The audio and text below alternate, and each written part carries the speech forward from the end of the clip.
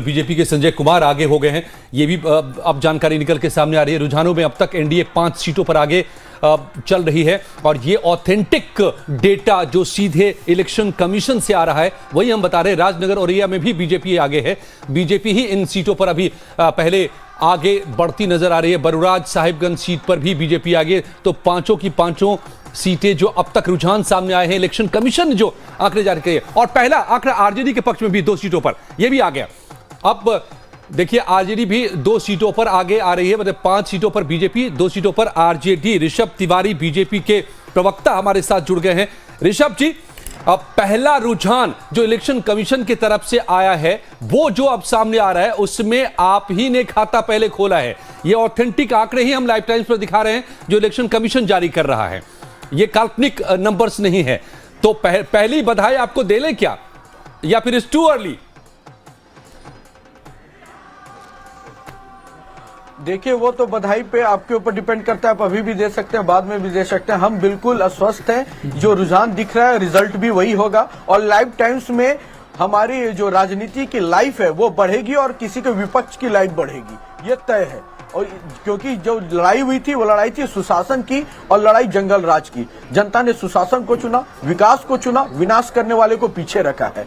और जब चुनाव की राजनीतिक तौर से भी जब आलोचना करते हैं तो मर्यादा भी किसने पूरे चुनाव में गिराई, वो भी बिहार की जनता ने देखा। तो हर रूप से, हर स्वरूप से भारतीय जनता पार्टी एनडीए सरकार को वापस से बिहार की जनता ला रही है। एक बात तो ये स्पष्ट है, आप कह रहे हैं कि आपने विकास के मुद्दे को चुना थे, लोगों ने जंगल राज के अगेंस्ट विकास को चुना, लेकिन आपने तो सारे महागठबंधन के नेता कहते हैं कि आपने उनके मुद्दे चुन लिए सारे।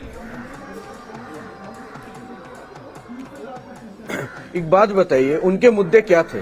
उनके मुद्दे ये थे कि भैया जब हम आएंगे तो कट्टा लहराएंगे। भारतीय जनता पार्टी का मुद्दा ये था जब हम आएंगे तो आईटी पार्क बनाएंगे। उनके मुद्दे ये थे जब हम आएंगे तो छल छलावा करेंगे। भारतीय जनता पार्टी का मुद्दा था 10,000 अभी डाले हैं, आगे और रोजगार बढ़ाएंगे और सशक्त करके नारी को दिखाएंगे। तो हम इन मुद्दों पे सर चुनाव लड़े हैं। और सबसे महत्वपूर्ण विषय ये है कि जो जंगल राज सरकार में रहते हुए स्थापित करते थे वो पहले से माहौल बना रहे। इनके नेता क्या बोलते हैं जनाब कि नेपाल बना देंगे, बांग्लादेश बना देंगे, श्रीलंका बना देंगे। इतना कमजोर समझे हैं क्या बिहार और देश को कि कुछ भी बोल दे रहे हैं? रिजल्ट आने दीजिए, बिहार की जनता विपक्ष में बैठने लायक छोड़ेगी नहीं छोड़ेगी, उस पर विचार कर ले। ओके ऋषभ जी, अनुज अत्रे साहब कांग्रेस से हैं, हमारे साथ जुड़ गए हैं।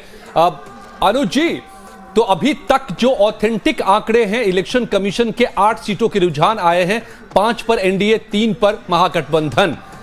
कांग्रेस अभी कहीं भी रुझानों में आगे नहीं है, 3 आरजेडी पर के रुझान। क्या कांग्रेस एसेट साबित होगी, जीत या हार जो भी होती है, या लायबिलिटी? देखिए, आपका अपना आकलन हो सकता है, लेकिन मुझे लगता नहीं कि बहुत अभी इस समय किसी भी चीज का तरफ इतना अपना नजरिया बना लेना बहुत जल्दी होगी। हमारे गठबंधन को स्पष्ट तौर से अभी सुझाव, शुरुआती रुझान, ये रुझान अभी जो है नतीजों में परिवर्तित होंगे।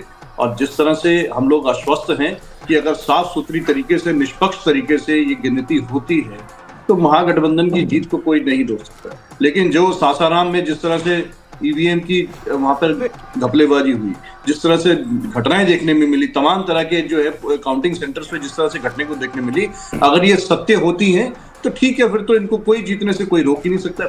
कोई भी शक्ति नहीं है, कोई भी सत्य को जो है हमेशा परास्त होता रहेगा। जब ये इस तरह से ये बेईमानी से, छल से चुनाव ये लड़ते रहेंगे और छल से चुनाव ये जीतने का प्रयास करेंगे, तो जब सारी सिस्टम इन्होंने हैक कर रखा है, हाईजैक कर रखा है, तो वो चुनाव तो ये लोकतांत्रिक तरीके से चुनाव तो हो नहीं रहा है। तो आपने चूंकि बीजेपी पर सीधा एक तरह से ब्लेम कर दिया, तो ऋषभ जी का एक रिएक्शन चाहिए। जब से भारतीय जनता पार्टी सत्ता में आई, चुनाव आयोग को इन्होंने बिल्कुल अपने इशारे की कठपुतली बना दिया है। जिस तरह से भारतीय जनता पार्टी चाहती है उसी तरह से चुनाव आयोग की नीतियां बनती हैं और उसी तरीके से उनके पक्ष में जो है नतीजे आ जाते हैं।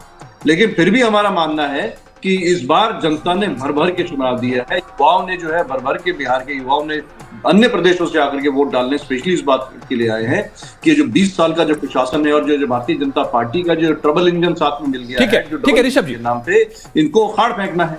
अगर ये रुझानों मैं तो आपको पहले एक करेक्ट कर दूं कि आपने कहा कि हम पर डिपेंड करता है कि आप कांग्रेस को किस नजरिए से। सुनते लीजिए अनुज जी, आपने काफी कुछ कहा, हम पर नहीं डिपेंड करता है, ये आंकड़ों पर निर्भर करता है। 2020 के आंकड़े बताते हैं कि कांग्रेस लायबिलिटी साबित हुई थी, वरना शायद तेजस्वी सीएम हो जाते। ऐसा कई जानकारों का मानना है। मेरे साथ जानकार हैं, मैं पूछूंगा, लेकिन ऋषभ जी आपका एक रिएक्शन कि इलेक्शन मतलब आज जो कुछ भी आ रहा है वो चोरी की सरकार नहीं बनने जा रही है ना, सीधे सीधे कांग्रेस तो यही मुद्दा लेकर चल रही है और अभी भी यही कह रही है।